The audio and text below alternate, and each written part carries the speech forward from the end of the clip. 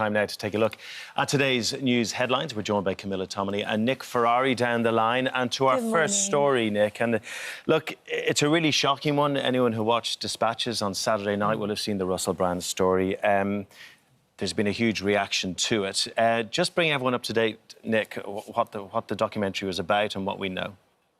The documentary was cooperation between Channel 4 Dispatches and The Times and The Sunday Times, and it centred on the years when Russel Brand, the comedian and actor, was very much at his peak of fame.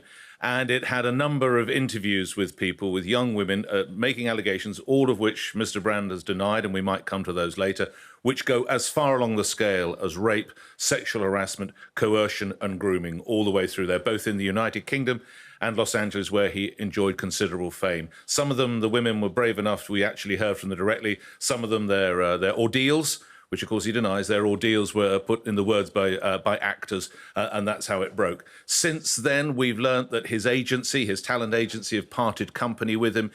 One of his publishers have also taken them off, effectively their books, and investigations are underway at the two key British broadcasters. That's the BBC, where he had a very high-profile show on Radio 2, and Channel 4. I remind you, this show was played out on Dispatches. Investigations are going on there, and overnight we hear that more women have come forward, and the Metropolitan Police, London's Metropolitan Police, are asking women to come forward if they've got anything. So there's no police investigation. That's where we find ourselves currently. Well, he denies all of the allegations, and actually even before this documentary aired on Saturday, he put something out on his social media channels denying it. So let's just have a little look at what he said there.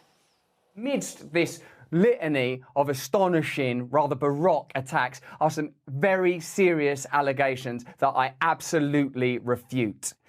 These allegations pertain to the time when I was working in the mainstream, when I was in the newspapers all the time, when I was in the movies. And as I've written about extensively in my books, I was very, very promiscuous. Now, during that time of promiscuity, the relationships I had were absolutely always consensual. I was always transparent about that then, almost too transparent. And I'm being transparent about it now as well. And to see that transparency metastasized into something criminal that I absolutely deny makes me question, is there another agenda at play?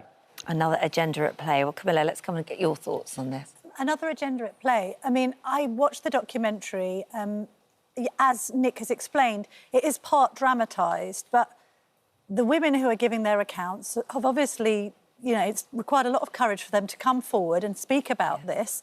Some of them were in consensual relationships with him, but the alleged rapes have taken place in those consensual relationships, which, of course, is possible. This idea of a wider conspiracy, you know, Brand has positioned himself as this kind of latter-day folk hero who has raged against the kind of MSM mainstream media and Big Pharma with his views on how COVID has been treated. But I think it would take, regardless of the veracity of these allegations, an extraordinary ego to suggest that he is the victim of some sort of conspiracy by everybody involved in mainstream journalism and are acting against him, trying to cancel him as a result of his views on COVID, Big Pharma and other conspiracy theories that him and his ilk peddle. I mean, let's just get this into perspective. What this is, these are allegations about his alleged sexual misbehaviour, OK, amounting to rape. The decision to report these claims has got nothing to do with how he positions himself as this kind of anti-establishment hero.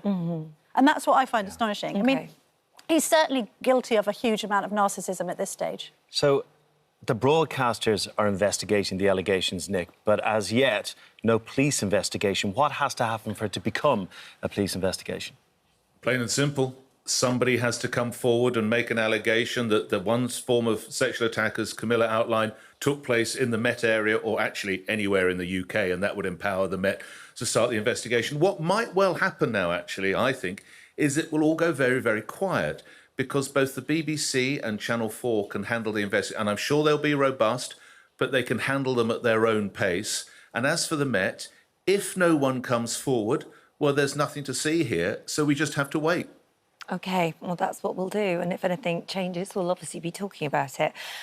Let's move on to a different story now. We've seen these 20-mile-an-hour limits up and down the country, but Wales has become the first country in the UK to reduce speed limits in built-up areas from 30 to 20. Do you think that this Well, is something we'll see rolled out everywhere? I find it a bit counterintuitive. Before we came on air, I had a look at what the kind of statistics were on road collisions. Yeah. And over the course of the last 5 years, they've actually come down. Now, you could have advocates of this scheme saying, well, that's because there are more 20-mile-an-hour schemes or low-traffic neighbourhoods or whatever. But I actually think that often these are used dishonestly. It's not really about road safety. It's about using them as a cash cow to extract money from motorists who happen to drive at 22 or 23 miles an hour. In penalty fines? Yeah, of course. I mean, there's one camera, I think it's in a part of London, that has managed to... I think it's made about 8 million in a year or something. Astonishing. If you're driving past a school or somewhere where you know there is a high density of children or vulnerable people, then I think a 20-mile-an-hour zone makes perfect sense. And in my area, you've got big flashing lights at like 3:15 to tell people, remind people, look, kids are coming out of school. Fair enough. But why would you need a 20-mile-an-hour zone through a quiet road in London in the middle of the night? To play devil's advocate for a moment, if you don't mind, I think when you're not sure if one road is 20 or 30, or you get confused, if you just blanket make it 20 miles an hour, it's a lot easier for people to know whether they're going too fast or not. Nick, am I being too simple there?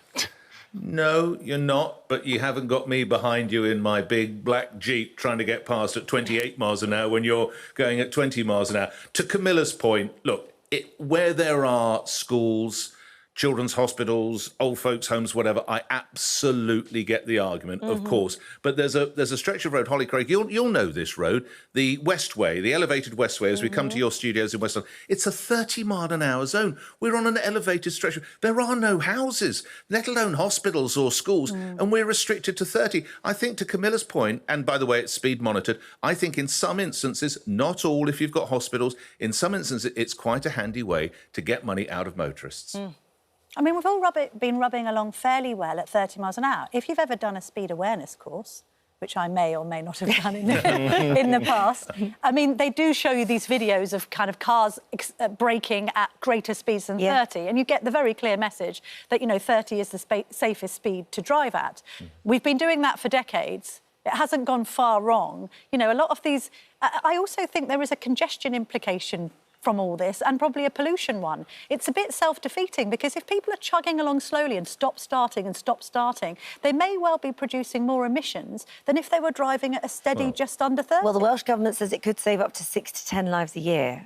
When you think of it like that, you but sometimes we've seen that. this a bit with the extension of ULEZ. You know, figures seem to be slightly fudged with regard to what it saves as opposed to how much money it actually costs to implement. It's 31 million quid, this scheme. But Holly, where does that argument end? If we bring it down to 10 miles an hour, we might... I tell you what, if there's someone waving a red flag in front of every car, then no one will get hit. There has to be reality, and it's quite frustrating when you're in your car, you're overtaken by a bloke delivering a pizza on a bicycle. That does get a little bit annoying at times. I guess the damage done to a human being at 20 miles an hour is far less than damage done at 30 miles an hour, and that's what the medical world will argue, I guess. See both sides. Is what I'm saying.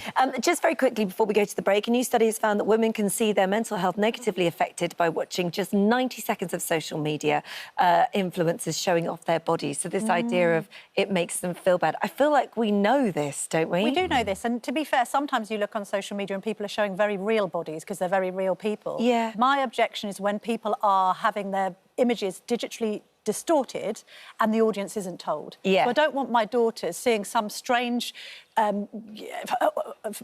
and photoshopped image of one of the Kardashians thinking it's real. And it's not. That's just dishonest.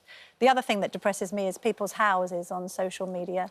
You know, like when you look at tidy ones. Well, where are all of their possessions? How is your house so tidy? But where is all their stuff? Where are their kids? Where are the school bags? Behind the camera. They're all hidden. That's where it is. Thank you. We're going to pause for a minute there. Thank you. Thanks so much. Thanks.